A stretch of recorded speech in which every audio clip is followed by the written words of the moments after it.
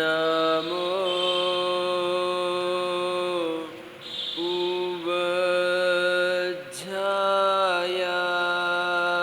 उवज्झायानं नमो लोये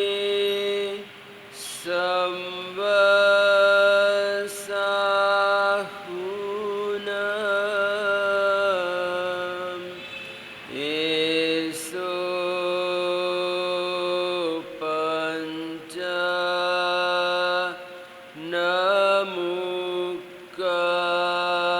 नमुकारो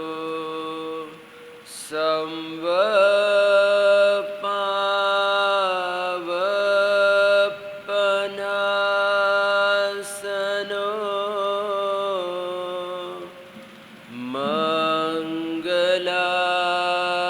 मङ्गलानं च संवेसिं पठमं हवै मङ्गलम्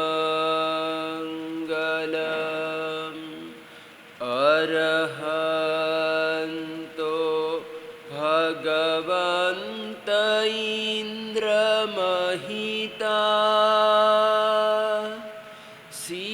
सिद्धाश्च सिद्धिस्थिता आचार्या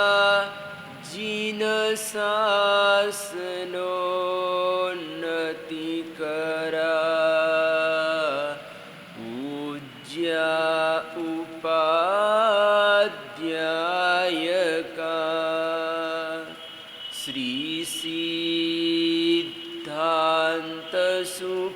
श्रीसिद्धान्तसुपाठका मुनिवरा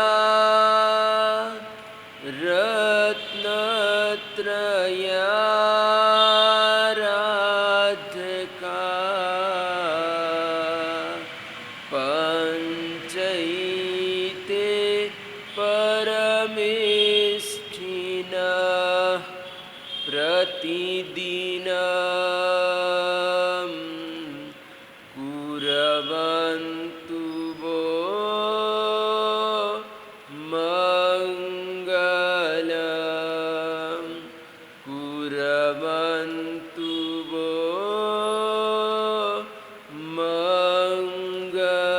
मङ्गलम् पन्नगे च सुरेन्द्रे च कौशिके पादसंस्पृशि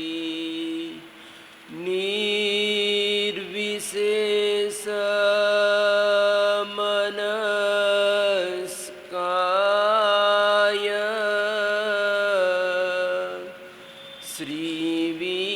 श्रीवीर स्वामिने नमः मङ्गलं भगवान् वीरो मङ्गलं गौतम प्रभु मङ्गलं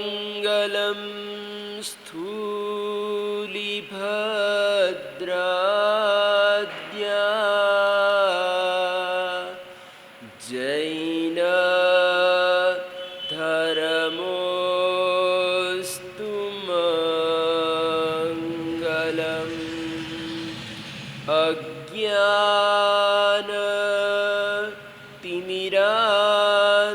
अज्ञानतिमिरान्धाना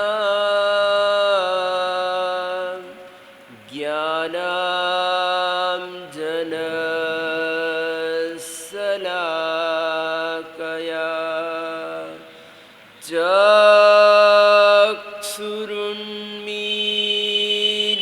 चक्षुरुन्मीलितं येन तस्मै श्रीगुरवे नमः।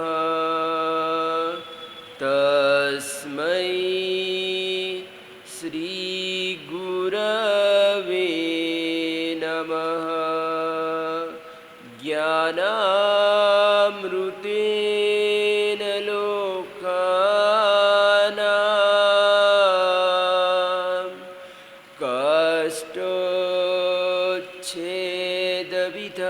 कष्टोच्छेदविधायिने ऐदं युगेन वीराय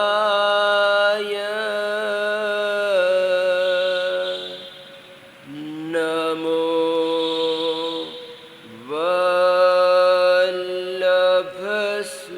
वल्लभसूरये नमो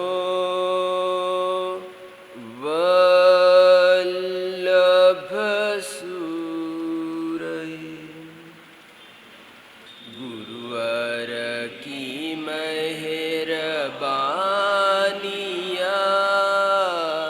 सुनते हैं आत्मराम की लाखों अमर कहानियाँ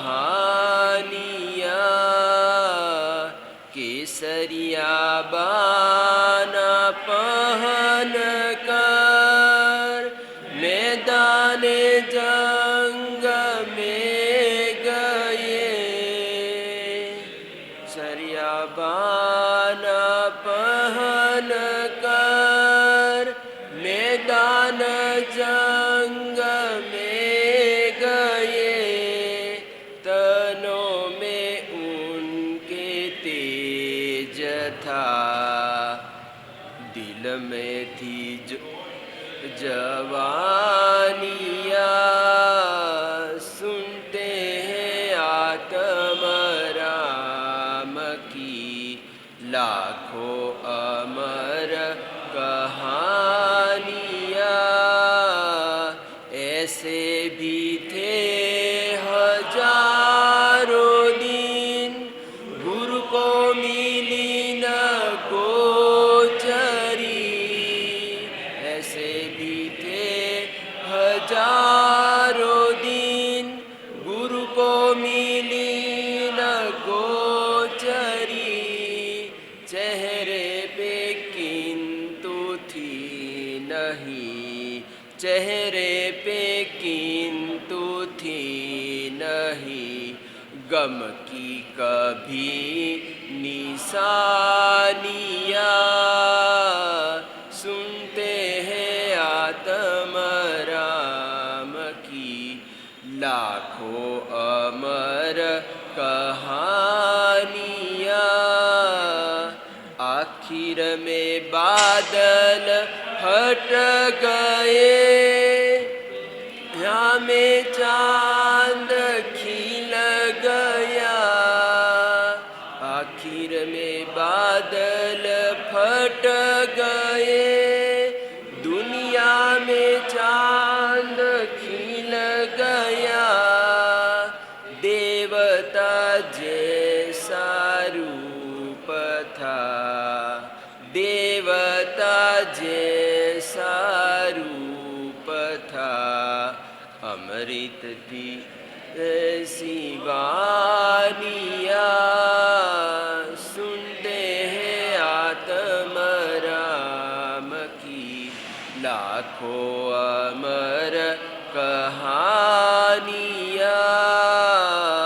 भूल नहीं सकते कभी गुरुवर की मेहरबानियाँ जग को जगा के सो गए गुजरा वाला समाधि में जग को जगा के सो गए गुजरा वाला समाधि में वल्लभ को सौंप कर गए वल्लभ को सौंप कर गए पंजाब की राजधानियाँ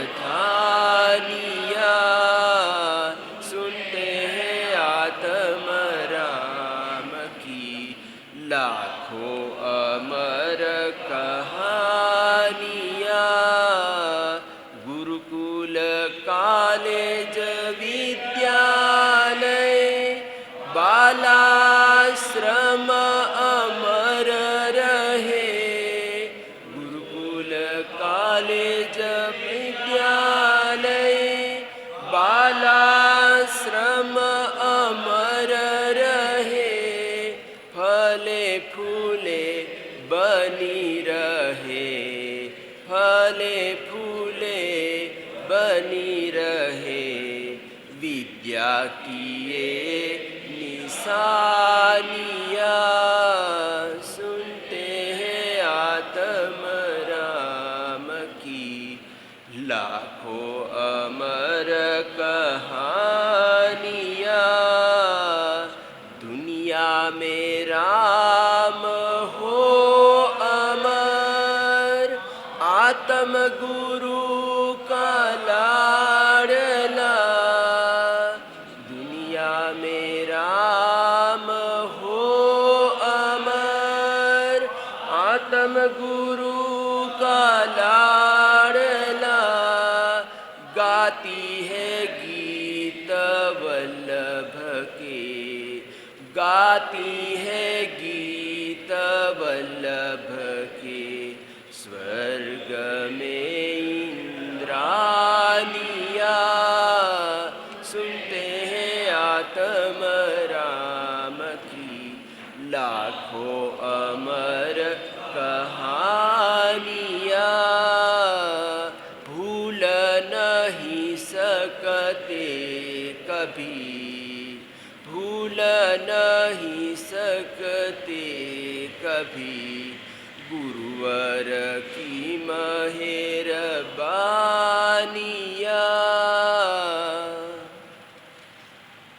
आज संक्रांति महापर्व का शुभ दिन है।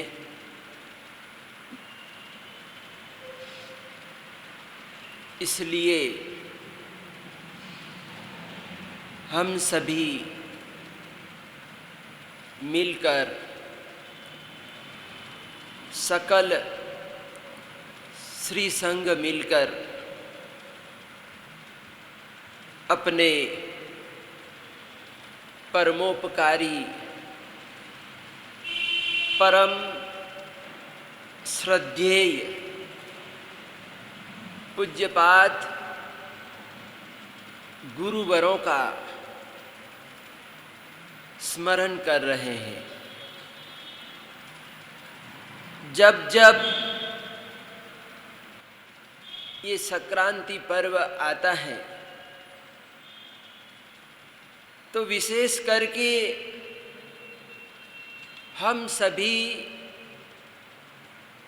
गुरुवरों का गुणगान करते हैं। अपने गुरु भक्ति के गीतों के द्वारा हम अपनी श्रद्धा भक्ति को व्यक्त करते हैं, अपने उद्गारों को व्यक्त करते हैं। तो आज ये संक्रांति पर्व हमारे सोनू जी वगैरह ने पूज्य गुरुवर आत्माराम जी महाराज साहेब, न्यायंभो निधि जंगम युग प्रधान प्रतापी सम्राट ऐसे आचार्य भगवान श्रीमद विजयानंद सुरीश्वर जी महाराजा, जिनका नाम आत्माराम जी महाराजा है, तो ऐसे गुरुवर के लिए गीत में पंक्तियां आती है कि ऐसे भी थे हजारों दिन गुरु को मिली न गोचरी। हम गाते हैं कि ऐसे कई दिन बीते बिना गोचरी के, गोचरी ही नहीं मिली। लेकिन कैसे वो महापुरुष थे किंतु थी नहीं गम की कभी निशानियां, यानी कि चेहरे पर कभी भी, गुरुवर के चेहरे पर दुख की निशानी, उदासी कभी भी दिखाई नहीं दी। यानी गम की कभी निशानियां, यानी चेहरे पर प्रसन्नता ही थी। क्या थी? प्रसन्नता ही प्रसन्नता थी। तो ऐसे जो महापुरुष होते हैं उनका जीवन संघर्षमयी होता है और वो अपने धर्म पर दृढ़ रहते हैं। तो यहाँ पर भगवान महावीर स्वामी ने स्थानांग सूत्र में 4 प्रकार के गोले बताए हैं। एक मोम का गोला होता है, दूसरा लाख का गोला होता है, तीसरा काष्ठ का गोला होता है यानी लकड़ी का गोला होता है, और चौथा मिट्टी का गोला होता है। तो कहते हैं कि जब इन गोलों के साथ आग पास में आती है, क्या होता है? आग पास में आती है तो ये गोलों को असर होती है।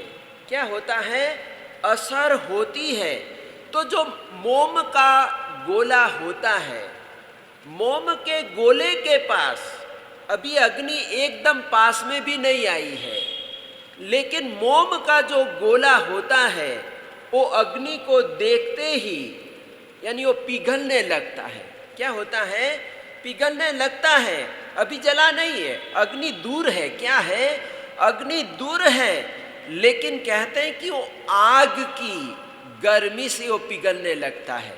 क्या होता है कि वो मोम का गोला आग की गर्मी से पिघलने लगता है। अभी आग आई नहीं है, आग दूर है, लेकिन फिर भी कहते हैं कि मोम का गोला पिघलने लग जाता है। तो कुछ लोग ऐसे होते हैं, मोम के गोले जैसे होते हैं। कैसे होते हैं? भगवान महावीर स्वामी कहते हैं कि कुछ लोग मोम के गोले जैसे होते हैं कि दुख अभी पास में आया नहीं है, लेकिन दुखों को देखकर वो दुखी हो जाते हैं। क्या हो जाते हैं? वो दुखी हो जाते हैं, परेशान हो जाते हैं। किसी ज्योतिषी ने बता दिया कि तुम्हारी ग्रह दशा अब बिगड़ रही है, शनि आ रहा है। क्या आ रहा है? शनि आ रहा है, और शनि बड़ा खराब है। क्या है? शनि बड़ा खराब है। और सुनते ही लोग दुखी हो जाते हैं, न जाने अब हमारा क्या होगा। यानी दुख आया नहीं, अभी दूर है, बहुत दूर है, अभी 1 साल बाकी है। यानी शनि को आने में अभी 1 साल बाकी है, 12 महीने बाकी है, लेकिन आदमी सुनकर दुखी हो जाता है। यानी हम दुखी हो जाते हैं, मोम के गोले की तरह हम पिघल जाते हैं, और दुख को दूर करने के लिए न जाने हम क्या क्या कर देते हैं। यानी ये डोरे धागे वगैरह सब कुछ मतलब हम कर देते हैं। अभी तो आया नहीं है, लेकिन हमारे जैसा कोई कहेगा कि ये लोगस का पाठ करो, परमात्मा की पूजा करो, अष्ट प्रकारी पूजा करो, नवकार महामंत्र का जाप करो, तो ये समझ में नहीं आता है। लेकिन ये दूसरी चीज़ों के पीछे लोग दौड़ने लग जाते हैं, भागने लग जाते हैं। तो कुछ लोग ऐसे होते हैं, दुख का नाम सुनकर ही पिघलने लगते हैं। यानी वो दुखी हो जाते, दुख आया नहीं है, लेकिन दुख आने से पहले ही वो दुखी हो जाते हैं। तो ऐसा मोम का गोला होता है। और दूसरे नंबर में लाख का गोला होता है। कैसा होता है? लाख का गोला होता है। तो लाख का जो गोला होता है वो भी जैसे ही आग आएगी, दुख आएगा, तो कहते हैं कि लाख का गोला भी पिघल जाता है, वो भी जल जाता है, भस्म हो जाता है। क्या हो जाता है? भस्म हो जाता है। और तीसरे नंबर में काष्ठ का गोला होता है। तो काष्ठ का गोला भी जब आग लग जाती, लकड़ी को आग लगाई जाती है तो आखिर लकड़ी भी जल जाती है, लकड़ी की भी राख हो जाती है। तो ये 3 गोले हुए, एक मोम का गोला, दूसरा लाख का गोला और तीसरा काष्ठ का गोला। अब चौथे नंबर में भगवान महावीर स्वामी कहते हैं कि ये चौथा गोला मिट्टी का होता है। किसका होता है? मिट्टी का होता है। तो मिट्टी के गोले को आग में डालेंगे तो क्या होगा? वो जलेगा क्या? नहीं, वो कभी नहीं जल सकता है। मिट्टी का गोला, जो मिट्टी है, जो ईंट होती है, चलो मैं ईंट का ही बोलता हूँ, गोला समझ में नहीं आएगा, लेकिन ये ईंट जो बनाई जाती है वो कच्ची मिट्टी की ही ईंट होती है।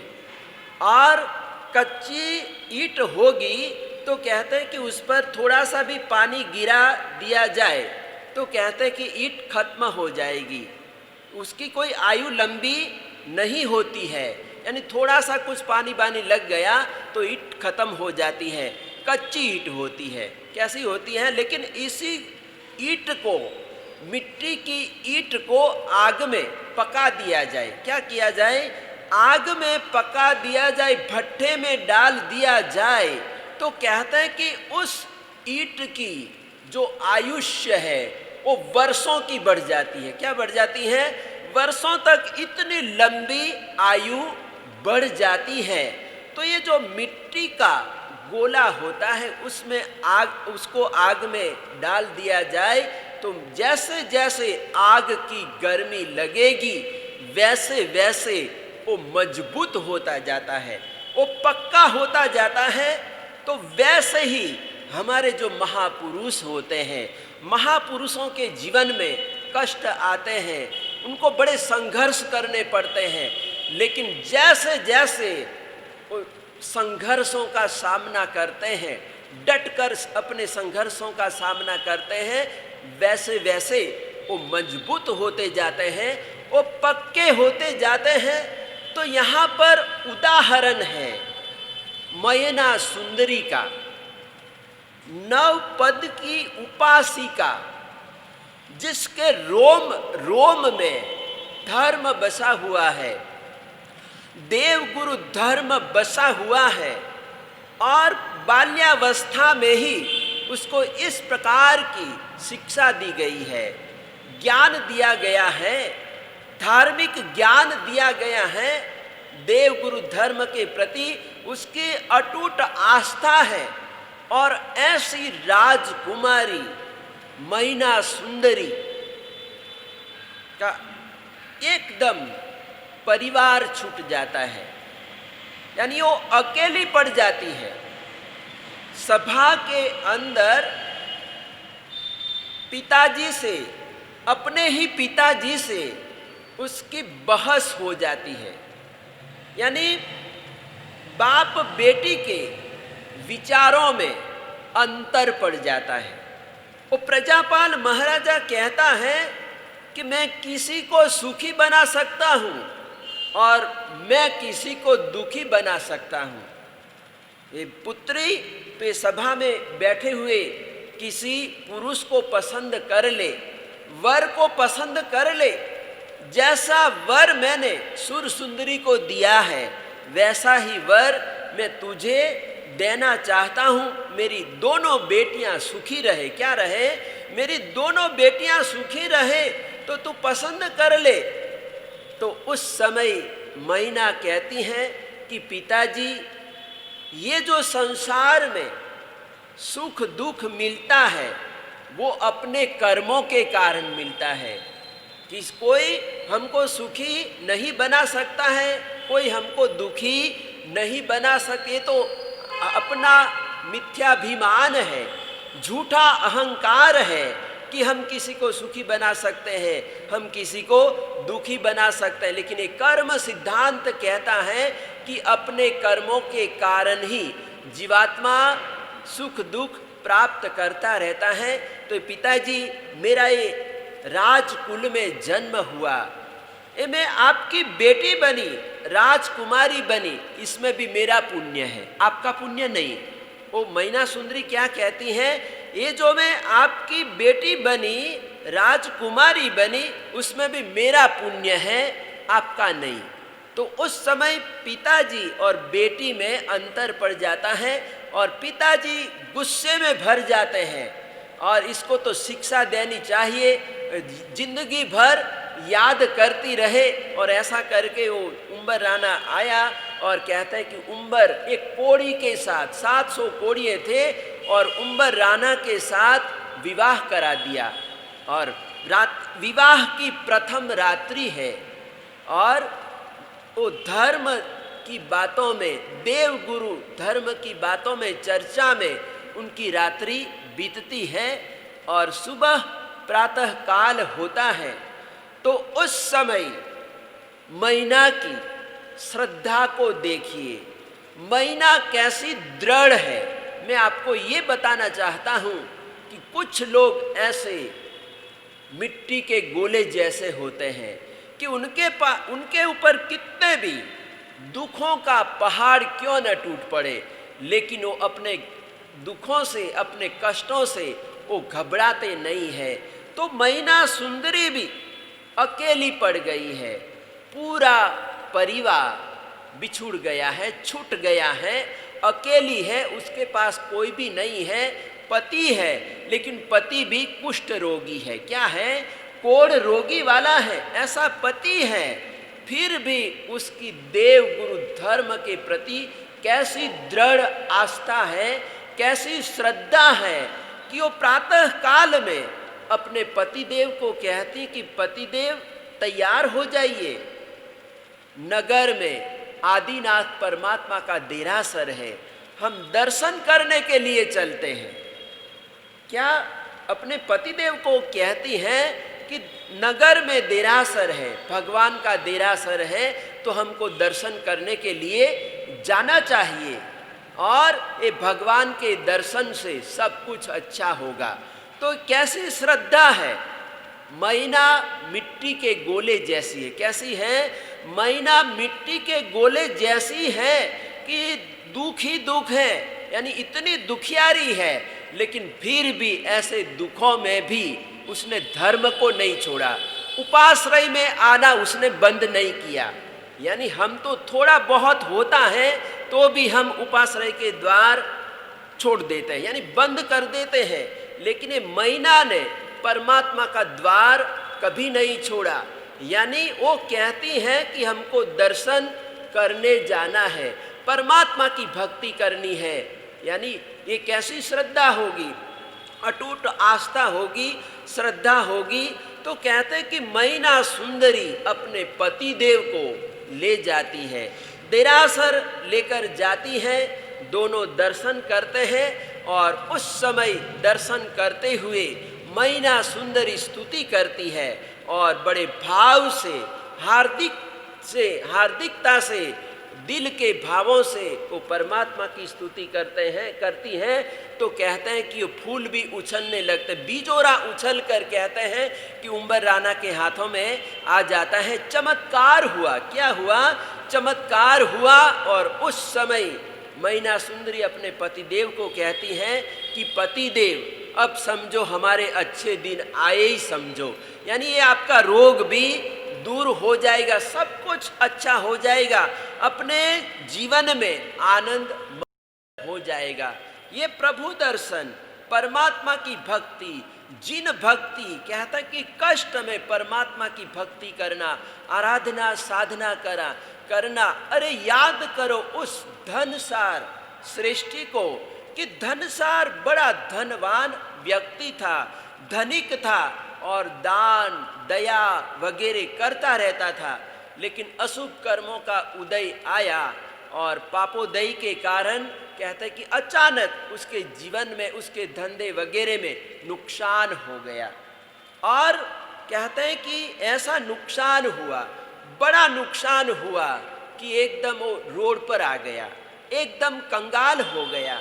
अब जब व्यक्ति के पास पैसा टका होता है, अच्छा होता है, तो सब लोग आते जाते हैं, रिश्तेदार, दोस्त, मित्र वगैरह सब आते जाते हैं।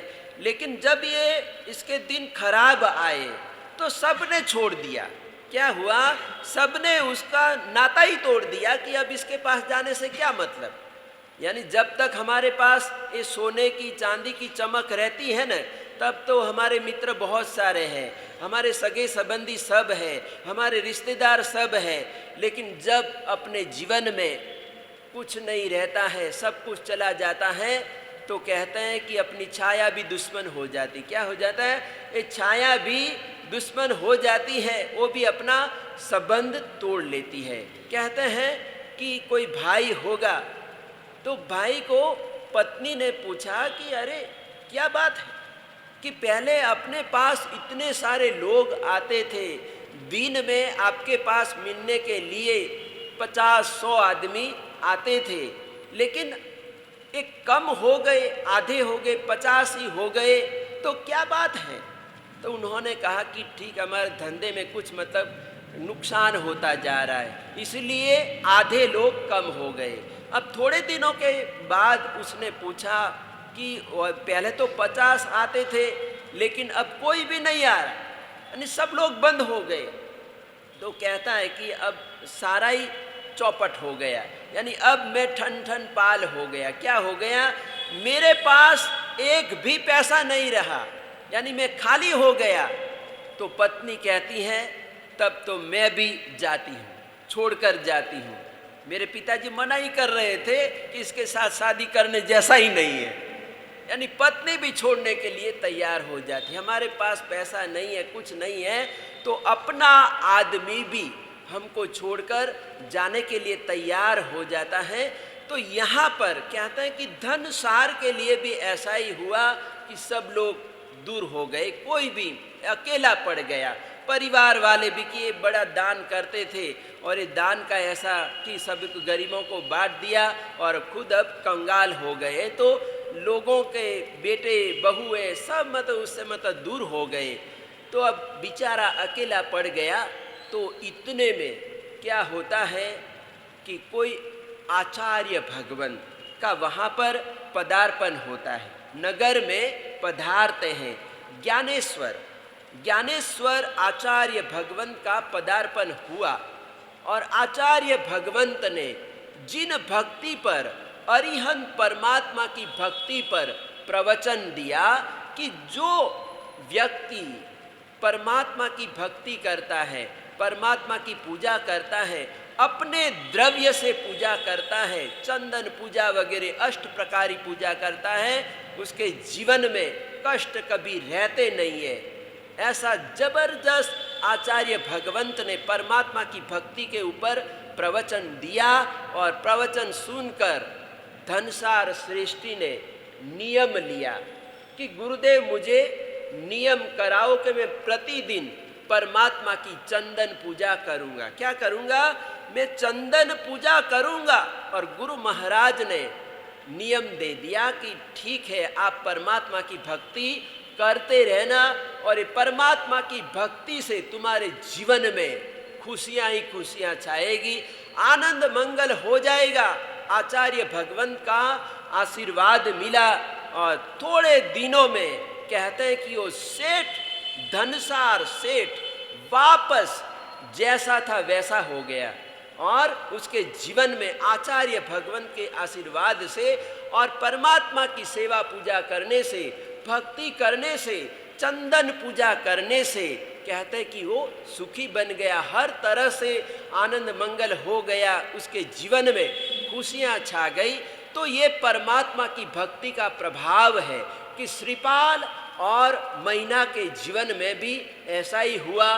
कहानी हम जानते हैं, कथा जानते हैं, मैं विस्तार नहीं करना चाहता हूँ, क्योंकि अब होली के दिन एकदम पास में है, यानी 23 तारीख से होली प्रारंभ हो रही है, होली की आराधना प्रारंभ हो रही है।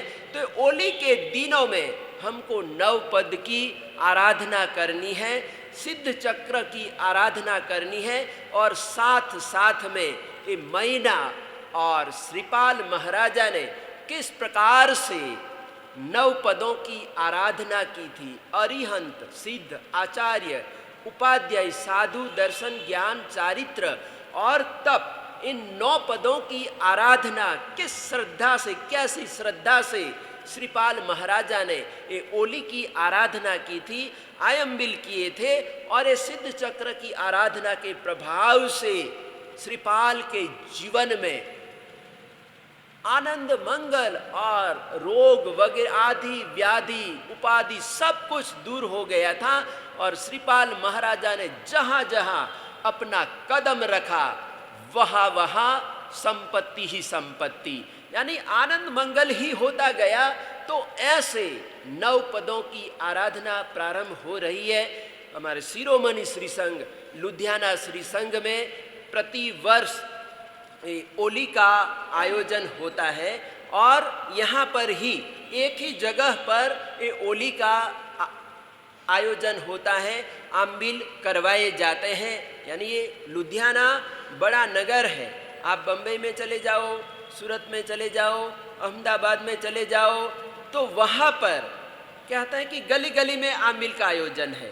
यानी सभी संघों में, जैसे ये वल्लभ नगर है, इधर किचनू नगर, इधर सिविल लाइन, सुंदर नगर वगैरह, तो कहते हैं कि वहाँ पर सब जगह अलग, जब ये ओली आती है तो सब जगह पर ये आम्बिल का आयोजन होता है।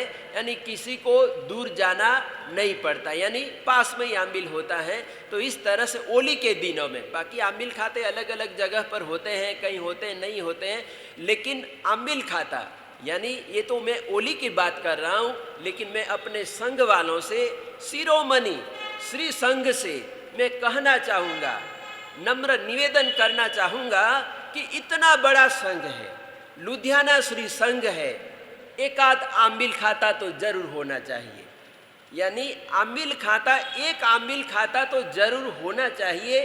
और आम्बिल खाता होगा तो हमारे श्री संघ में आम्बिल भी होंगे, यानी हमारी माताएं बहनें भाई बहन आम्बिल करने वाले निकल आएंगे।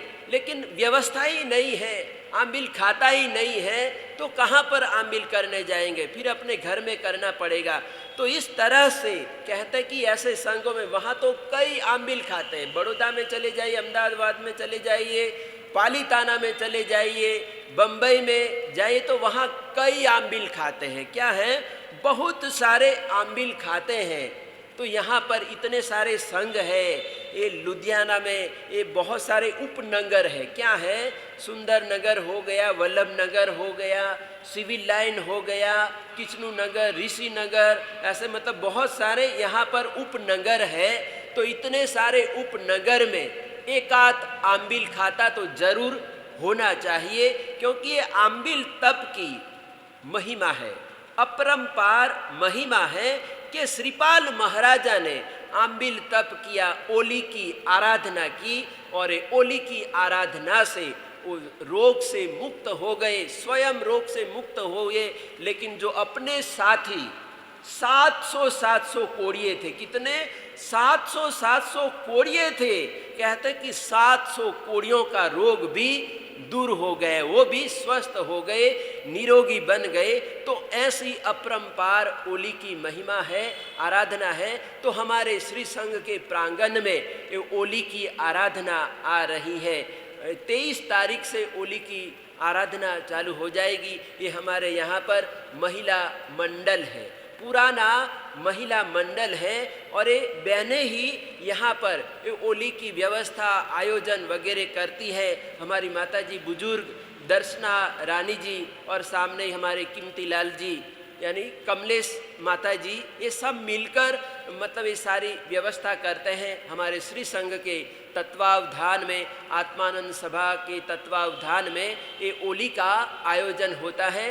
तो इसमें ऐसी स्कीम है, यानी कोई भी लाभ ले सकता है। ओली का एक मुख्य लाभार्थी होता है, और ये मुख्य लाभार्थी पे ओली का पारना वगैरह सभी सामूहिक तपस्वियों का पारना करवाया जाता है, यानी एकम के दिन पारना करवाया जाता है। तो लाभार्थी की तरफ से ये पारना होता है, प्रभावना वगैरह सब कुछ होता है।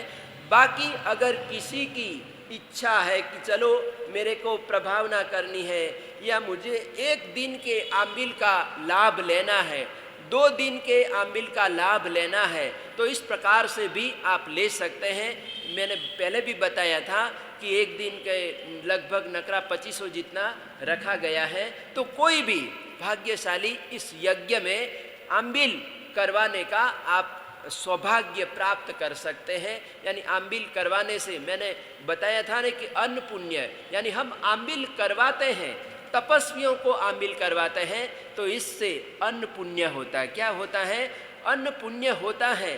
तो ओली की आराधना हमको करनी है, आयोजन है, यानी ओली करना, करवाना और अनुमोदना करना समान। तो ये जो हमारे लाभार्थी है वो हमारे रोशन लाल जी खान का डोगरा वालों ने ये पूरा लाभ लिया है, मुख्य लाभार्थी के रूप में लाभ लिया है। और इस ओली के साथ और भी आप जुड़ना चाहते हैं तो आप जुड़ सकते हैं, क्योंकि आपको पता है किस तरह से यहाँ पर आयोजन होता है, सभी को ये मालूम होता है। तो आप सभी ये आयोजन में आप जुड़े और ये जो अपना हमको जो जीवन मिला है, मानव जीवन मिला है, ये मानव जीवन को हम सार्थक करें।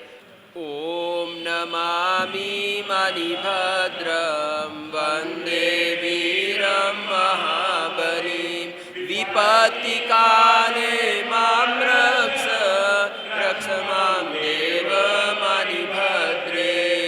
ओम आं क्रों ह्रीं मंत्ररूपे महाबलीं रक्षं सदा मां शरणं शरणं तव रक्ष मां देव मणिभद्रे। ह्रां ह्रीं ह्रूं ह्रः मंत्ररूपे तव भक्ति प्रभावतः प्रत्यक्षं दर्शनं देहि रक्ष मां देव मणिभद्रे। कामदात्री सुख संपदा महाभीति विनाशाय रक्ष मां देव मणिभद्रे। ह्रीं ह्रूं ह्रः मंत्ररूपे तव शरीरं सुशोभितं श्रों सत्ये तु प्रत्यक्षं रक्ष मां देव मणिभद्रे। कामदं मोक्षदं तथा आदिविपत्तिं च रक्ष मां देव मणिभद्रे। राजभयं चोरभयं नास्ति न च सर्पनडस्रे। सर्वमङ्गलकारकं ते रक्ष मां देव मणिभद्रे। रक्ष मां देव मणिभद्रे। अब मैं संक्रांति स्तोत्र पाठ सुना रहा हूँ। नमो अरिहंतानम नमो सिद्धानम नमो आयर्यानम नमो उवज्जायानम नमो लोय सवसाहु नमेशो पंच नमुकारो सव्व पावपनासनो मंगलानम च सब्बेसिं परमं हवै मंगलम। उवसग्गहरं पासं पासं वन्दामिकं घनमुखं विसहर विषनिन्नासं मंगलकलानावसं विसहर फुलिंगमन्तं कंठे धारे इजोसयामनुओ तस्स गह रोग मारी दुख जरा जंती वसामम चीठं दुर्मंतो तुझ पनामो वी बहुफल होई नर तिरिये सुविजीवा पावंती न दुख दोगजम तुह समते लद्धे चिंतामणि कपपाय बहिये पावंती अभिघ्नम जीवा अयरामरम ठानम य संथु ओ महायस भक्ति भर निभरेन हियेन तादेव दिज्ज बोहिम भवे भवे पास जिन चंद। वीर संवत 2546 विक्रम संवत 2077 ईस्वी सन 2020 आत्म संवत 125 वल्लभ संवत 67 समुद्र संवत 44 इंद्र संवत 19 रत्नाकर संवत 5 आश्विन सुदी एकम शनिवार दिनांक 17 अक्टूबर 2020 सूर्य ने तुला राशि में प्रवेश किया, इसलिए सौर मास की अपेक्षा से आश्विन महीना प्रारंभ हो गया। वीर संवत 2546, विक्रम संवत 2077, ईस्वी सन 2020, आत्म संवत 125, वल्लभ संवत 67, समुद्र संवत 44, इंद्र संवत 19, रत्नाकर संवत 5, आश्विन सुदी एकम शनिवार दिनांक 17 अक्टूबर 2020 सूर्य ने तुला राशि में प्रवेश किया, इसीलिए सौर मास की अपेक्षा से आश्विन महीना प्रारंभ हो गया। वीर संवत 2546, विक्रम संवत 2077, ईस्वी सन 2020, आत्म संवत 125, वल्लभ संवत 67, समुद्र संवत 44, इंद्र संवत 19, रत्नाकर संवत 5, आश्विन सुदी एकम शनिवार दिनांक 17 अक्टूबर 2020 सूर्य ने तुला राशि में प्रवेश किया, इसीलिए सौर मास की अपेक्षा से आश्विन महीना प्रारंभ हो गया।